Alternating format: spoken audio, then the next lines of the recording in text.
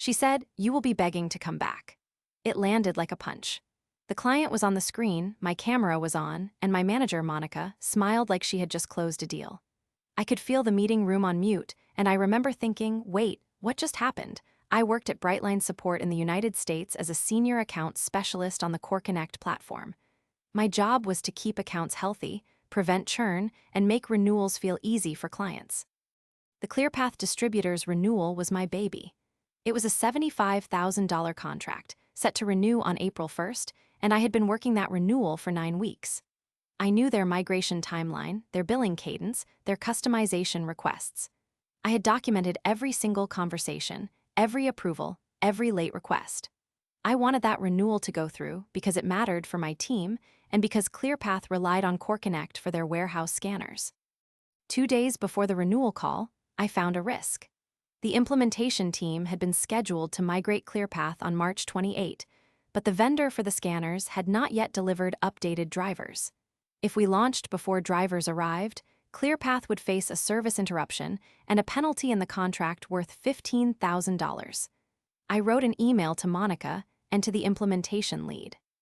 The subject line read, "ClearPath March 28 migration risk, driver delivery missing."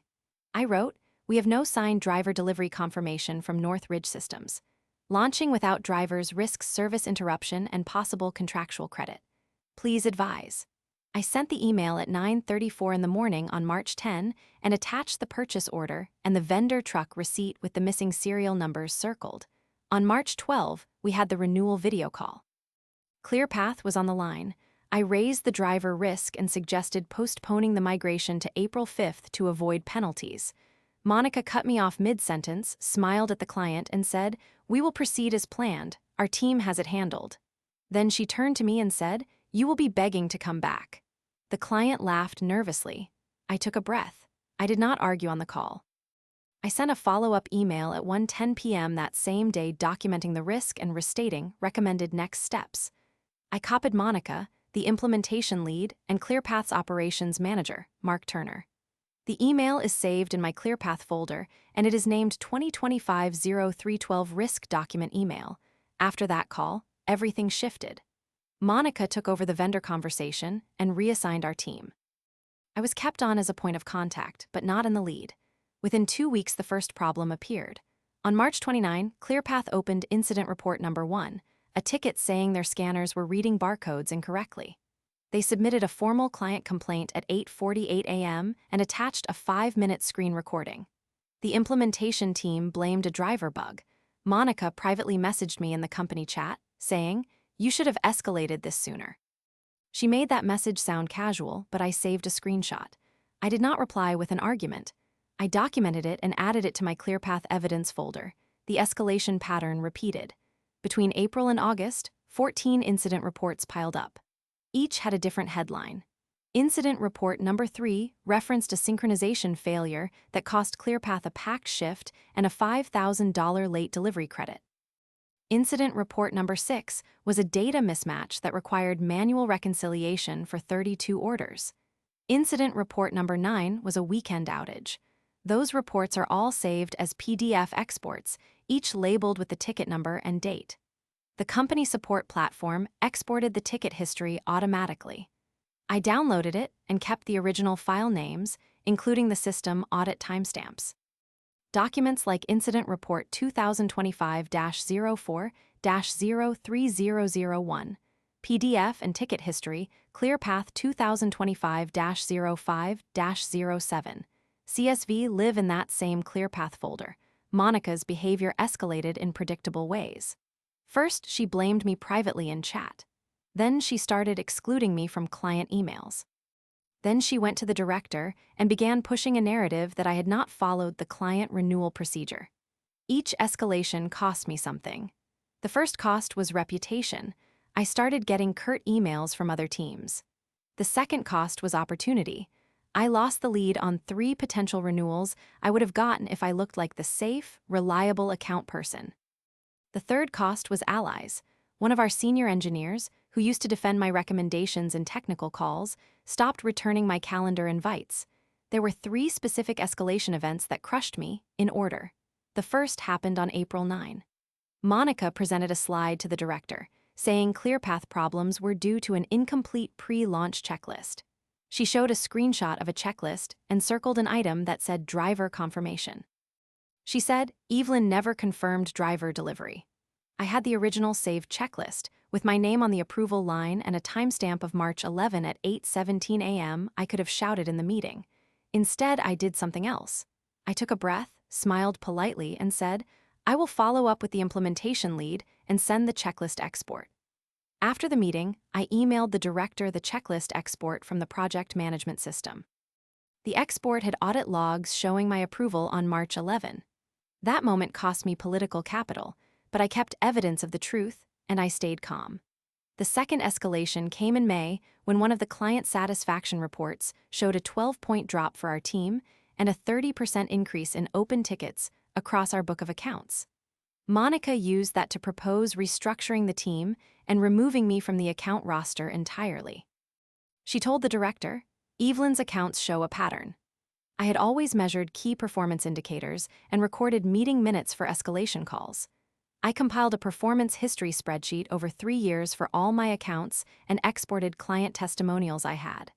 The testimonial from Mark Turner at ClearPath, sent to me privately on April 15, said, We appreciate your attention to detail, Evelyn. That file is saved as Mark Turner Testimonial 2025-04-15, TXT. I kept these quiet and stopped volunteering for interdepartmental lunches. The third escalation was personal. In June, Monica went to Human Resources and filed an incident claiming I had been insubordinate on calls and the team could no longer trust me. Human Resources opened a review. They asked for a statement, and I gave them a calm, documented timeline. I sent them the March 10 email with the purchase order, the March 12 follow-up email, the 14 incident reports, the ticket exports, and my calendar invites showing I had scheduled the appropriate checkpoints. Human Resources said they would investigate. I remember standing outside the Human Resources office corridor, hands in my pockets, breathing through it. I did not raise my voice. I walked quietly down the hall and called my sister to explain the situation. I did not break down in front of anyone. By July, things had been turning against me. My name did not appear on the new client-facing slides. Monica started taking credit in leadership meetings for client retention wins.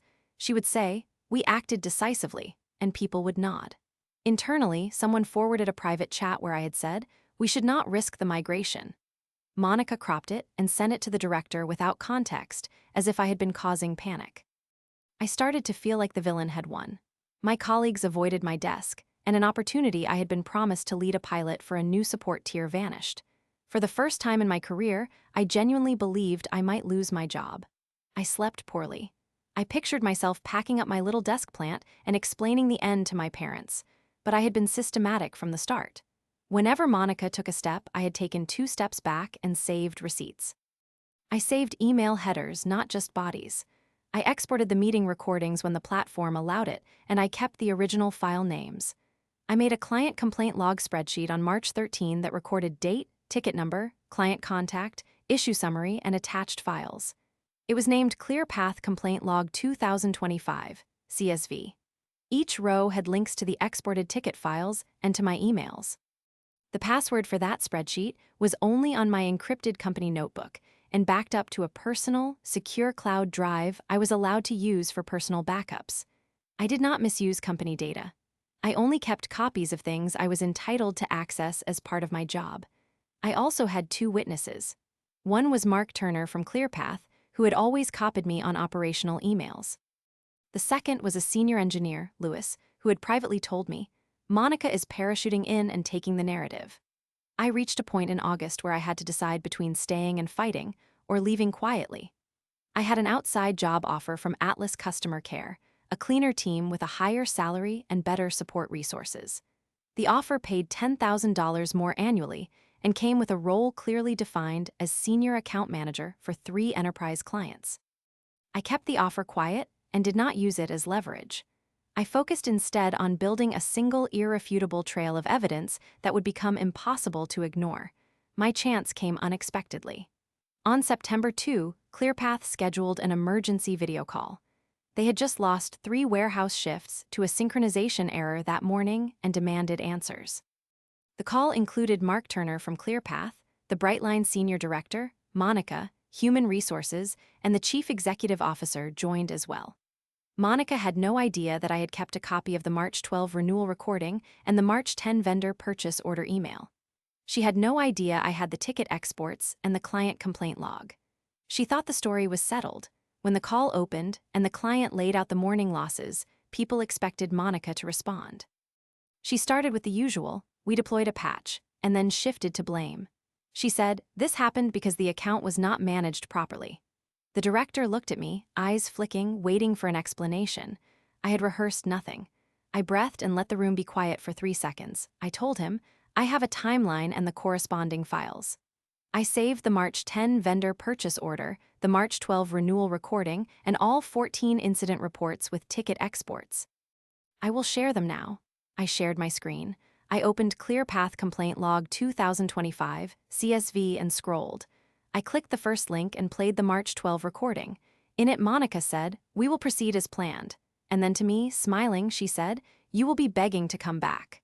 You could hear a pin drop. Next, I opened the March 10 email with the vendor purchase order attached. It showed the missing driver serial numbers and a clear notation, vendor to confirm driver delivery by March 25. Then I opened Ticket History ClearPath, CSV, and filtered by dates. The timestamps were solid. The audit logs showed when the implementation team updated their status and when the vendor finally delivered drivers on April 2, 4 days after the migration. Mark Turner spoke up. He said, we logged the first service ticket at 8:48 on March 29. We told Monica in private. The patch was rushed. Monica's face changed. She tried to interject and her voice trembled. She said, we took responsibility. I clicked to show a private chat screenshot where she had written to me, you should have escalated sooner, sent at 9:15 on March 29. She had been trying to pin blame. The director looked at her and then at the export of the project checklist showing my approval signature on March 11 at 8:17 a.m. AT. That moment Monica did something I did not expect. She stopped fighting and admitted it. She sighed and said, fine, we all dropped the ball. I pushed forward. I thought I could fix it later. I did not keep the team aligned. She said it in a small voice, not the confident tone she used in other meetings. Everyone heard it. Human Resources took notes on the call. The Chief Executive Officer asked questions calmly. Mark Turner read out a line from their own logs that contradicted Monica's earlier verbal statement about being in the loop. I stayed calm. I did not rub it in. I did not gloat. I let the documents speak. I told him, I am not here to humiliate anyone. I just want the client made whole and to make sure this does not happen again. The director turned to Monica and said, we are opening a formal audit of the implementation process and client handoffs. Human Resources will review conduct in management decisions. Monica nodded and looked at me. There was a long, awkward silence. Then the director said, Evelyn, we will need you to assist on the audit. I felt something tighten in my chest. This felt like an invitation to keep cleaning up after someone else's mistakes. I already knew 2 things. First, staying would mean spending months rebuilding a client trust where I had been publicly undermined by my manager. Second, I had a better offer waiting. So I made a choice. When Monica privately messaged me after the call, asking if I would stay to lead the remediation, I replied in a steady voice. I told her, I will cooperate with the audit, but I will not be the person to rescue a repeated pattern of decisions that cost our clients money. I will provide the evidence and support, but I will not take on the responsibility alone. I handed Human Resources a clean file of everything: the complaint log, ticket exports, meeting recordings, checklist exports, and email chains. Human Resources opened an investigation that led to management changes. Monica was placed on disciplinary review and reassigned away from enterprise client management while the company conducted the audit. The director was required to present an updated client handoff protocol within 30 days and to institute mandatory cross-sign-offs for migrations. ClearPath received a contractual credit under the terms of the renewal for $15,000 due to the business interruption, and Brightline support covered the reconciliation costs out of a client restoration fund. Mark Turner sent me a note privately a week later. He said, "Thank you for standing with the facts." He also offered to be a reference for future roles. I accepted. I did not stay at Brightline support. In October, I accepted the offer from Atlas Customer Care. I gave my notice and sat in a final meeting where Monica tried to shake my hand like nothing had happened. I smiled politely, shook her hand, and walked away. A week after I left, I got an email from the director saying Human Resources concluded the investigation and that there would be a formal remediation plan for management practices, plus required training for everyone on team accountability and documentation standards. There were surprises along the way. One unexpected detail was that Mark Turner had kept a personal recording of a private call with Monica where she promised to expedite a patch without confirming vendor delivery. He had not sent it to me until after he saw the March 12 recording and understood the chain. Another unexpected twist was that a junior analyst in the implementation team, who had been afraid to speak up before, provided an export of a chat log showing Monica had approved a workaround verbally without logging it in the official checklist. That chat log matched my timeline and made the audit clear. I learned something hard but useful. Being competent is not enough if you trust people to remember what you said. You have to document everything and keep composed when the pressure is highest. I stayed calm in situations where others would explode, and that actually mattered. I took breaths instead of shouting. I smiled politely instead of snapping. I walked away from petty arguments and later presented the evidence with a quiet clarity people could not ignore. In the end, truth tends to surface if you have the patience and the paperwork to prove it.